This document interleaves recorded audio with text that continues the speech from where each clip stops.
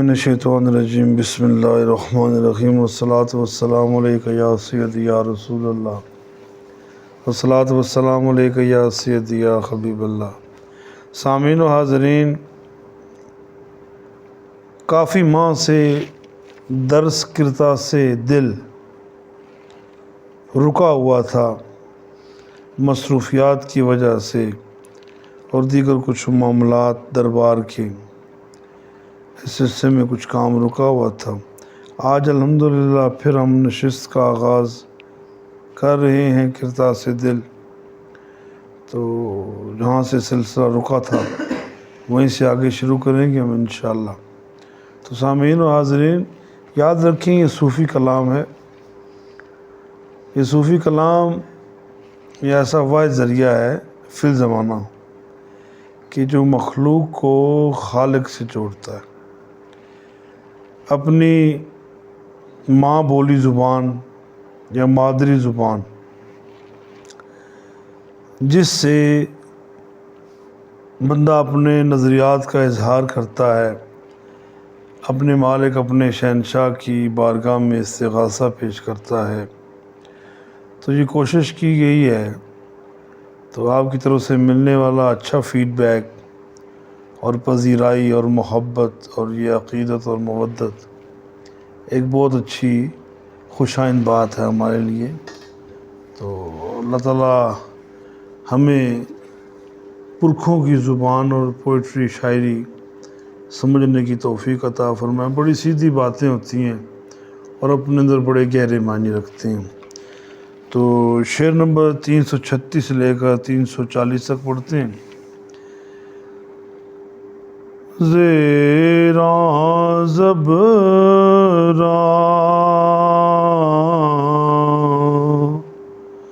زیراں زبراں وچ راز انوکھا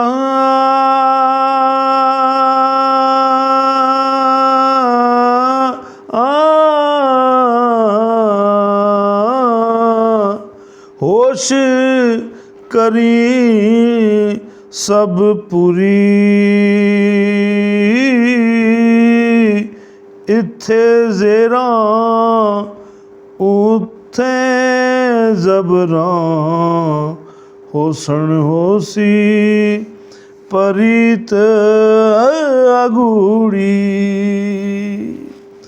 زیراں زبراں، یہ زیر اور زبر یہ اعراب ہیں کلام پاک کے۔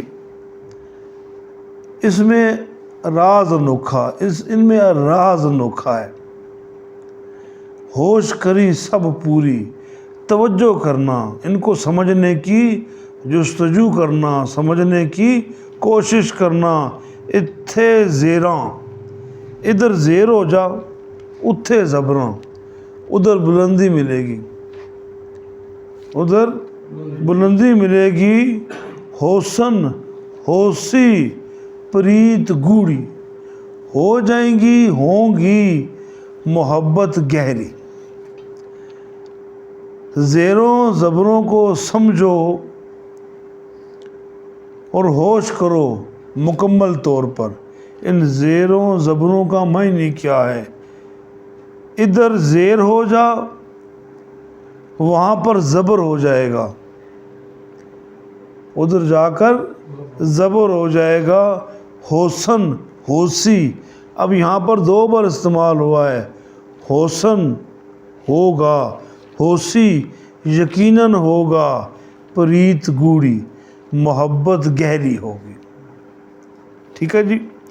اس شعر کے اندر شاعر کہتا ہے کہ بندہ خدا یہاں دنیا میں زیر بن کے رہ، جب تو یہاں پر زیر بن کے رہے گا، عاجزی میں رہے گا، انکساری میں رہے گا، تو تیری یہ عاجزی یہ تجھے وہاں پر اس بارگاہ عظیمہ کے اندر زبر کر دے گی، تجھے بلند کر دے گی۔ آپ نے دیکھا نا، جب اعراب کو دیکھیں تو زیر نیچے لکھی ہوئی ان نشانات کو کہتے ہیں، اور جب زبر کہا جائے تو وہ اوپر لکھا ہوتا ہے، ٹاپ پہ لکھا ہوتا ہے۔ تو جب یہاں تو زیر بن کر رہے گا، نیواں بن کے رہے گا، تو تجھے وہاں پر زبر جیسی بلندی ملے گی۔ کہاں ملے گی؟ بارگاہ عظیمیہ کے اندر، مولا کی بارگاہ میں تمہیں بلندی ملے گی، ہوش کرنی سب پوری، لیکن تجھے ہوش رکھنا پڑے گا، تجھے ہوش رکھنا پڑے گا۔ اور پھر کیا ہوگا؟ ادھر زیر بن کے رہو گے، ادھر زبر والا مقام ملے گا۔ یہاں پست رہو گے، عاجز رہو گے، وہاں تمہیں بلندی ملے گی، وہاں تمہیں مقام ملے گا۔ اور جو تمہاری محبت ہے، یعنی پریت، یہ جو تمہاری پریت ہے وہ گوڑھی ہوگی۔ گوڑھی مطلب پکا رنگ، کہ جب تو اس کی بارگاہ میں پہنچے گا تو اس دنیا ساری میں زیر بن کے رہا، وہ تجھے وہاں پر زبر بنائے گا۔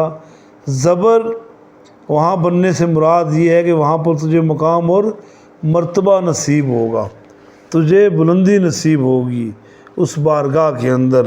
اور اس سے بڑھ کر یہ ہے کہ جو تمہاری محبت ہے وہ بہت رنگدار ہوگی، بہت رنگدار ہوگی۔ 337 وچ خاکاں جڑا، وچ خاکاں جڑا، دانا رلیا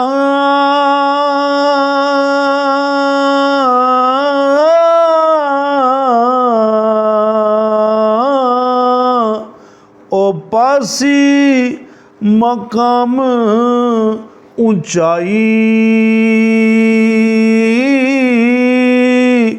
ربڑن ہوسی جیڑا مٹیاں اندر، تد خلقت پاوے کمائی۔ شاعر کہتا ہے وچ خاکاں جڑا دانا رلیا، مٹی کے اندر جو دانا، یا مٹی کے اندر جو بیج رل جاتا ہے، اس میں کھو جاتا ہے، پیوست ہو جاتا ہے، گم ہو جاتا ہے، اس کو مقام اونچائی، اسے بلند مقام ملے گا، اسے بلند مقام ملے گا، اسے بلند مقام ملے گا۔ ربڑن ہوسی، یہ ربڑن یہ پوٹھوہاری زبان کا لفظ ہے جس کے معنی ہے مکس ہو جانا، مکس اپ ہو جانا، اس میں کھو جانا۔ جڑا مٹیاں اندر، جو مٹیوں کے اندر، اب یہاں تشریف لے نا، خاصا اب یہاں تشریف لے، سبحان اللہ سبحان اللہ ماشاء اللہ، اللہ نظر بد سے بچائے جی آپ کی اس محبت کو۔ ربڑن ہوسی جڑا مٹیاں اندر، جو مٹیوں کے اندر اپنے آپ کو لٹا دے گا، خوار کر دے گا، تد خلقت پائی کمائی، تو پھر تجھے خلقت کے اندر سے کمائی ملے گی، نصیب ملے گا، کامیابی نصیب ہوگی۔ لیکن جب آپ بار بار وجد میں آتے ہیں نا تو میری پھر توجہ ذرا ہٹ جاتی ہے۔ اگر آپ کو وجد میں کیفیات دوستوں کی بنے تو ذرا جگہ بدل لیا کریں تاکہ میرے لیے ٹینشن نہ ہو، مجھے پھر تھوڑا سا نا اس چیز کو تسلسل میں چلانا تھوڑا سا مشکل ہو جاتا ہے۔ تو شاعر کہتا ہے کہ مٹی کے اندر جو دانہ کھو گیا اس کو اونچائی ملے گی، اسے اونچائی نصیب ہوگی، اور جو مٹی کے اندر جو غرق ہو گیا، تباہ ہو گیا، گم ہو گیا، کھو گیا، اور پھر وہ جو ہے نا مٹیاں اندر تد خلقت پائی، تو پھر اسے آبادی نصیب ہوگی۔ خلقت کہتے ہیں آبادی کو۔ یہاں شاعر کہہ رہا ہے کہ بندے اپنے آپ کو عاجز کر لے، اپنے آپ کو عاجز کر لے۔ جب تو اپنے آپ کو عاجز کر لے گا تو سمجھ یہ بات کہ جس طرح ایک گندم کا دانہ یا کسی بھی فصل کا دانہ جب زمین کی مٹی میں کھو جائے گا، جب مٹیوں میں کھو جائے گا تو پھر کیا ہوگا؟ اس کو پھر اونچا مرتبہ ملے گا، اسے پھر اونچا مقام ملے گا، اسے پھر اونچا مقام ملے گا۔ اور وہ جب مٹی کے اندر گم ہو جائے گا۔ اے بندے اپنے آپ کو مٹی کے ساتھ مٹی کر لے، اپنے آپ کو مٹی کے ساتھ مٹی کر لے۔ جب تو خود کو مٹی کے ساتھ مٹی کر لے گا تو مٹی کی بہت بڑی خصوصیت ہے، بہت بڑی خوبی ہے۔ دیکھو اس مٹی یعنی زمین نے کتنا وزن اٹھایا ہوا ہے، کتنا بوجھ اٹھایا ہوا ہے، کتنا اس پر وزن ہے، ان گھروں کا، پہاڑوں کا، باغات کا، انسانوں کا، جانوروں کا، درند پرند چرند، ہر چیز کا۔ اور آپ نے زمین کی اور مٹی کی خوبی اور دیکھی ہے، ایک شان اور دیکھی ہے۔ سب سے پہلے تو آپ یہ سمجھ لیں کہ مٹی ایک جیتا جاگتا کردار ہے، زمین ایک جیتی جاگتی اللہ کی مخلوق ہے، زمین اللہ کی مخلوق ہے۔ اب دیکھیں اس کے اندر عاجزی کتنی ہے کہ آپ اس پر گندگی ڈالیں، غلاظت پھینکیں، پتھر پھینکیں، زور سے ماریں اور یہ چپ ہی رہتی ہے، یہ چپ ہی رہتی ہے۔ اور شاعر یہاں آپ کو مثال دے رہا ہے کہ تم بھی زمین کی طرح ہو جاؤ، مٹی کی طرح ہو جاؤ، کہ تم شکوہ کرنا چھوڑ دو۔ کیا کبھی مٹی نے یا زمین نے شکوہ کیا ہے کہ بندے تو نے مجھ پر یہ گندگی کیوں پھینکی، تو پٹخ پٹخ کے پاؤں کیوں مارتا ہے؟ نہیں۔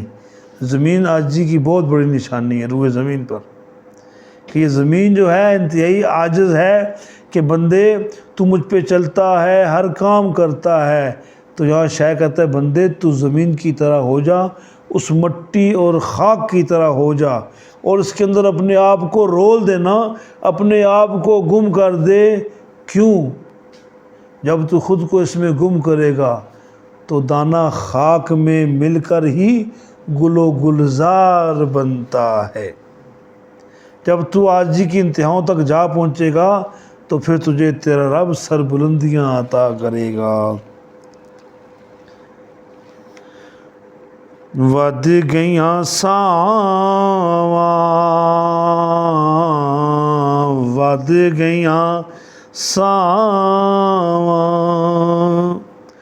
وچ شور مچایا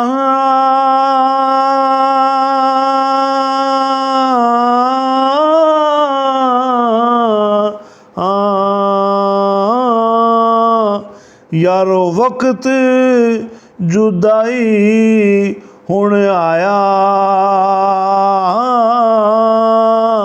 وجود میرے تے رنگ کیسری، وجود میرے تے رنگ کیسری، چڑیا لوکی بولن زامن چایا۔ ود گیاں ساواں، سانسیں تیز ہو گئی ہیں، وچ شور مچایا، اور شور بپا ہو گیا، سانسوں سے شور بپا ہو گیا ہے۔ یار وقت جدائی ہونا آیا، اب مرنے کا وقت آ گیا۔ وجود میرے تے رنگ کیسری، میرے وجود پہ پیلا رنگ چھا گیا ہے، میرے وجود پر پیلا رنگ چھا گیا ہے، پیلی رنگت چھا گئی ہے۔ لوکی بولن، لوگ کہتے ہیں زامن ہل چھایا، ہل کہتے ہیں ہلنا، زامن، زامن ہل چھایا، یعنی یہ جو زامن ہے نا یہ ہل گیا، اس کی یہ کیفیت چھا گئی ہے۔ اب جب بندے کا اخیرلا وقت ہوتا ہے، ٹھیک ہے سب کچھ نظام، سب نظام ٹھیک ہے جی، جب بندے کا آخری وقت آتا ہے، جب بندے کا آخری وقت آتا ہے تو سانسوں کا شور مچ جاتا ہے، کیونکہ جسم سے وہ روح جدا ہونے کو آتی ہے، اور شاید کہتا ہے لگتا ہے کہ مجھے اب جدائی کا وقت آ گیا ہے، میں دنیا کو چھوڑنے والا ہوں، دنیا میرے ہاتھوں سے نکلنے والی ہے، اور دنیا مجھے مرحومین میں داخل کرنے لگی ہے، دنیا مجھے خود سے نکالنے لگی ہے، میں دنیا سے نکلنے لگا ہوں، میرے وجود پر پیلی رنگت چھا گئی۔ اور لوگ کہتے ہیں کہ اس کا جو زامن ہے نا، زامن وہ ہل چکا ہے، اور وہ ہل کے اس کے وجود پر چھا چکا ہے۔ پتر زامن ہوتا ہے کہ غرغراہٹ ہوتی ہے، جب روح نکلنے کا ویلا ہوتا ہے نا تو ایک حلق سے آواز نکلتی ہے عجیب و غریب قسم کی، کہتے ہیں اس کا دامن ہل گیا ہے، یعنی وہ وقت وہ آتا ہے کہ جب دامن ہل جاتا ہے اور پھر لوگ کہتے ہیں جی کہ اس کا دامن ہل گیا ہے، اس کا جو دامن ہے ہل چھایا، اس کا دامن جو ہے وہ ہل گیا ہے۔ شاعر کہتا ہے کہ جب میری سانسوں کا شور بلند ہوا تو میں سمجھ گیا کہ میری جدائی کا ویلا آ گیا۔ بس ڈاکٹر کو پتہ چل جائے، طبیب کو پتہ چل جائے، تیرے پاس بیٹھے بندوں کو پتہ چل جائے کہ تیری جان خلاصی ہونے والی ہے، تیری جان نکلنے والی ہے، تیری جان جانے والی ہے، تو بندے کو جب پتہ چلتا ہے تو سب کچھ جھٹ پٹ بڑی تیزی سے نا اس کے آنکھوں کے سامنے ایک نظام چلتا ہے، ایک سلسلہ چلتا ہے، جس کی وجہ سے اسے ایک عجیب سی منظر کشی دیکھنے کو ملتی ہے۔ وہ سب کچھ حیران کن، بہت حیران کن اور انتہائی حیران کن ہوتا ہے۔ تو بندہ سمجھتا ہے، لوگ کہتے ہیں جی اس پر پیلی رنگت چھا گئی ہے تو لگتا ہے کہ اس کا آخری وقت آ گیا ہے، اور لوگ یہاں تک کہتے ہیں کہ اس کا دامن ہل گیا ہے، یعنی اس کے گلے سے، اس کے حلق سے ایسی غرانے کی یا غرات کی آواز آ رہی ہے کہ جس سے پتہ چلتا ہے کہ یہ شخص دنیا کو خیر آباد کہنے والا ہے۔ 339 عابد زاہد ود نمازی ٹریوں۔ آپ کہتے ہوں گے کہ یہ لہجہ چینج ہو گیا، تو سامعین محتشم ان اشعار کو میں 5 لہجوں میں پڑھ سکتا ہوں الحمدللہ، یہ میں 5 لہجوں میں پڑھ سکتا ہوں، لیکن میں نے جو سٹارٹ لیا ہے وہ سوز سے لیا ہے، تو سوز میں پڑھتے ہیں، اپنے اشارہ کر دیا۔ عابد زاہد، یہ سوز ہے، پہاڑی بھی ہے، اس کا انداز پہاڑی بھی ہے، لیکن میں سوز میں رہوں گا۔ عابد زاہد ود نمازی ٹریوں،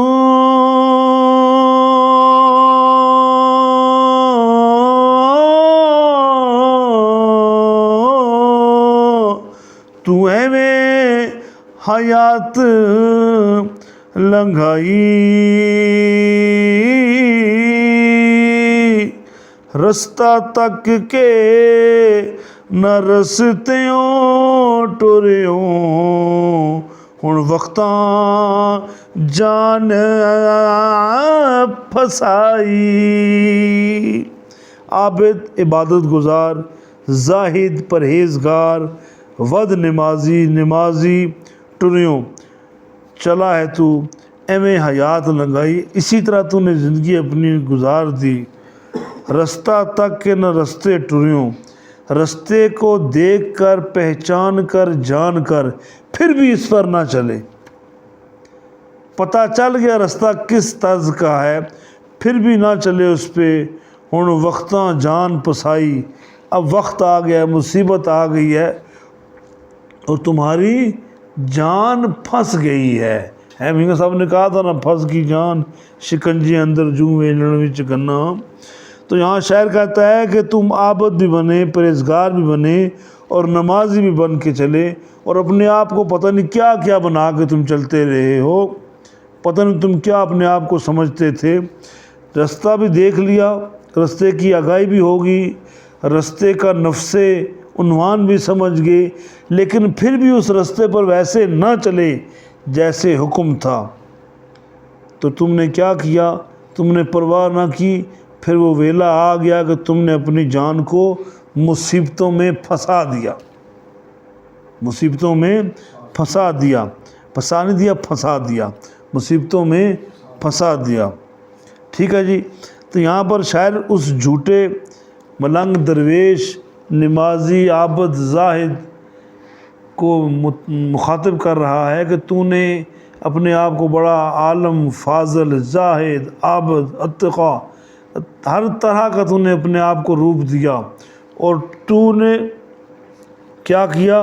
زندگی اپنی ساری گزار دی اسی طرح، تمہیں رستے کا پتہ تھا لیکن تم پھر بھی اس رستے پر نہ چلے، تمہیں رستے کا پتہ تھا تم پھر بھی اس رستے پر نہ چلے، اور پھر کیا ہوا، تمہاری زندگی گزرتی گئی، اور جب زندگی کی شام ہونے والی ہے تو تمہاری جان مصیبتوں میں چھائی ہوئی ہے، تمہاری جان مصیبتوں میں پھنسی پڑی ہے۔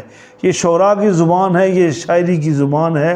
یہاں شاعر کہتا ہے کہ تو نے اپنے آپ کو دنیا میں کیا کچھ نہ بنا کے پریزنٹ کیا، لیکن تو ویسا تھا ہی نہیں، اور جب تو ویسا تھا ہی نہیں اور تو نے بننے کی پوری کوشش کی تو نہ بن سکا، تو خود فریبی میں مبتلا رہا، اور پھر کیا ہوا یہ کہ تمہیں رستے کا پتہ تھا۔ اب دیکھیں، میں آپ کو ایک مثال دیتا ہوں۔ آپ یہاں دربار میں رہتے ہیں، اب آپ کو پتہ نہیں یہ رستہ کہاں جاتا ہے، پتہ ہے نا آپ کو رستہ کہاں جاتا ہے، یہ رستہ مین سڑک والا کہاں جاتا ہے، آپ کو پتہ ہے نا، آپ کو پتہ ہے، لیکن پھر بھی آپ تسلیم نہ کرو تو آپ بے وقوف ہو۔ تو وہ صوفی، وہ زاہد، وہ عابد جسے پتہ ہے رب تک جانے کے راستے کون سے ہیں، لیکن ان پر صدقے دل سے نہیں چلتا، تو اس پر مصیبت یہ آئی کہ اس نے دھوکہ فریب کیا، اور اب زندگی میں اس کی یہ وقت آ گیا ہے کہ اس کی جان مصیبتوں کی نظر ہو گئی۔ آج کی کلاس کا آخری شعر، درود پاک پڑھ لیجیے۔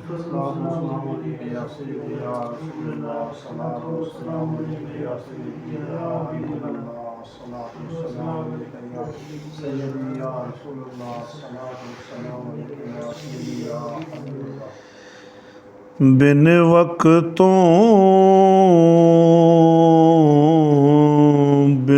وقتوں کڑک نہیں پکدی،